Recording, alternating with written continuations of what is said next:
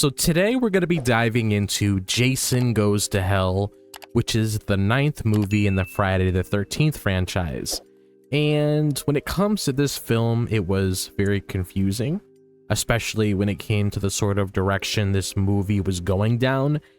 And this tends to be a common trend, especially when it comes to a lot of these popular slasher franchises where they don't really know what they're doing towards the end, if they're wrapping up the conclusion of their story when it comes to, okay, you know, this is going to be the quote-unquote end of Jason, if you get what I'm trying to say.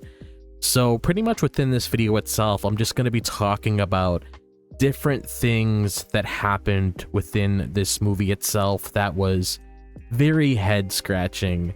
So let's just dive into that conversation so you guys get a better understanding of exactly what I mean by that. So when I first watched Jason Goes to Hell, the body hopping plot caught me off guard, because in the opening, Jason Voorhees is blown up apart by an FBI sting, which is shocking enough. But then his spirit begins jumping from one person to another, starting with the coroner who eats his heart. And this was a massive shift from the Friday the 13th films I knew, where Jason was a hulking mass killer stalking Crystal Lake. Why did the filmmakers decide to turn him into a body-snatching entity? The concept of Jason possessing people sounds intriguing, but it left me puzzled. Instead of seeing Jason played by Kane Hodder, we watch random characters like a coroner, a deputy, or a TV host act as his vessels. And the iconic hockey mask and machete barely appeared until the end, which felt like a departure from what makes Jason recognizable. I kept wondering why the filmmakers didn't just keep Jason in his physical form, since that's what fans expected. It's as if the movie wanted to be a supernatural thriller instead of a slasher. And what adds to the confusion is how this plot complicates the story. Previous Friday the 13th films were straightforward. Jason kills, gets killed, and comes back. But Jason Goes to Hell introduces rules like Jason needing to transfer his spirit through a grotesque worm-like creature. There's even a scene where this creature crawls into another body, which was more disturbing than scary. I found myself trying to follow these new mechanics instead of enjoying the horror, and that made the film feel disconnected from the series. I understand the filmmakers wanted to try something fresh for the 9th movie, because after 8 films, maybe they thought Jason needed a new angle, but the body hopping idea left me questioning whether this was even a Friday the 13th film. It's a creative choice that some appreciate for its ambition, but for me, it's one of the main reasons this movie remains so perplexing. I'm still trying to wrap my head around why they sidelined Jason's physical presence for such an unusual gimmick. And another aspect of Jason Goes to Hell that puzzled me was the sudden introduction of a supernatural mythology. In earlier Friday the 13th films, Jason's immortality was a mystery we accepted without explanation. But this movie gives us a complex backstory, introducing a magical dagger that can only be wielded by a Voorhees family member to kill Jason permanently. When I saw this, I wondered where these rules came from, since no previous film hinted at them. The film introduces Creighton Duke, a bounty hunter who somehow knows everything about Jason's curse. He explains that Jason must possess a Voorhees relative to fully resurrect, and we learn about Jason's sister Diana and her daughter Jessica, who becomes central to the story. This family drama felt like it belonged in a different movie.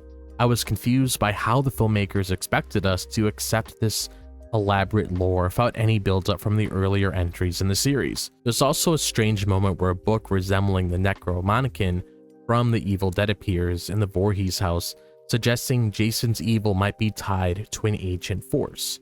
Director Adam Marcus later confirmed he intended this as a nod to the Evil Dead, but in the context of the film it raised more questions. Was Jason always a demonic entity?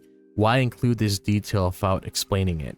These elements made the story feel disjointed, as if the filmmakers were blending unrelated horror mythologies. For me, this new mythology is a big reason Jason Goes to Hell is so confusing.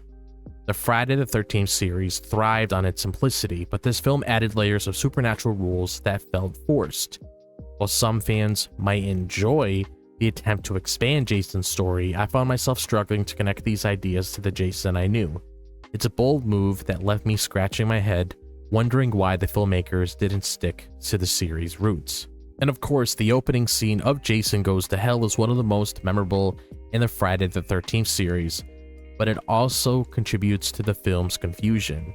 It begins with a familiar setup, a woman alone at Crystal Lake, fixing a light, taking a shower, and then being chased by Jason through the woods. I was hooked, thinking this was the classic slasher vibe I loved, but then it's revealed she's an FBI agent, and the scene ends with Jason being obliterated by a SWAT team. It's a brilliant twist, but it left me unsure of what this movie was going to be. This opening is so well crafted that it set high expectations. The idea of the government hunting Jason was fresh and exciting, suggesting a story where he'd face a new kind of challenge. I imagine a film focused on Jason evading or battling trained agents, keeping his menacing presence front and center. The scene's intensity and cleverness made me think the filmmakers had a bold, grounded take on the franchise, but then the movie shifts to the body-hopping plot that I talked about earlier, and that promise feels unfulfilled. What puzzles me is how the opening doesn't reflect the rest of the film. After that explosive start, we don't see more of the FBI or a larger hunt for Jason. Instead, the story pivots to supernatural elements and family drama, which felt like a different genre. I kept waiting for the movie to return to the cat and mouse dynamic the opening suggested, but it never did. It's as if the filmmakers used this scene to grab our attention without planning to follow through. That disconnect is why the opening scene leaves me scratching my head. It's one of the best moments in the franchise, but it sets up a story we don't get. I appreciate how it subverts expectations, but I can't help feeling misled. For a film called The Final Friday, I expected a continuation of that bold, intense vibe, and its absence makes Jason's Go to Hell all the more confusing. I mean, I could talk about the whole thing that revolved around the Freddy Krueger cameo, but that had to do with them not really knowing what to do with Freddy versus Jason, because they ended up going through a lot of different scripts around the time to really make sure they knew what was going to be going on with this film, because you had that whole scene in the end where Freddy reached and grabbed Jason's hockey mask and just brought it to hell with him. But I don't really want to spend as much time with that because we already know the whole story behind that. But basically, what you guys can get from this video is that Jason Goes to Hell was just a very confusing film. Like, there was just a lot of things incorporated in this film that just really felt off. Like, it really didn't feel like a Friday the 13th movie, if I'm being completely honest. Like, sure, you got the kills, you got the horror here and there. You saw Jason briefly throughout the movie itself, but it just wasn't a Friday the 13th movie that I expected to see when I was, watching all of the other films before this one. And like I mentioned earlier, that tends to be something we normally see when it comes to a lot of these horror movies when they're trying to finish off whatever they have left towards the end. Sometimes they run into a wall and they don't really know what to do with themselves. But that's all I have to say about Jason Goes to Hell. So now I want to hear what you guys have to say about this movie. Do you like this film? Do you dislike this film? Do you feel the same way I do when it comes to how the film was as a whole? Just be sure to let me know all your thoughts surrounding this film in the comment section down below. And if you guys enjoyed this video, be sure to like and subscribe. I would really appreciate it. If you guys want to follow me on my social media, be sure to check out my X, Instagram, TikTok, and Facebook. All the links to those are located in the description below. Be sure to click on the link to my Discord server so you guys can join that, talk to me, talk to other people that are fans of the channel when it comes to video games, horror, cartoons, TV shows, movies, etc., so on, and of course many other things as well. So if you're interested in that sort of thing and you want to converse with other people about a lot of the other stuff that you guys like, be sure to click on the link that I left in the description to the Discord, as well as the link if you want to check in the comments, so you guys could be automatically directed there so you can join the server and have a lot of fun. Other than that, be sure to click on that bell for notifications so you guys are notified whenever a new video drops on the channel. I hope all of you guys are having a fantastic day, wherever the day may be, if it's the daytime, the nighttime, or the evening. And I'll see you guys in the next video. As always, Peace out.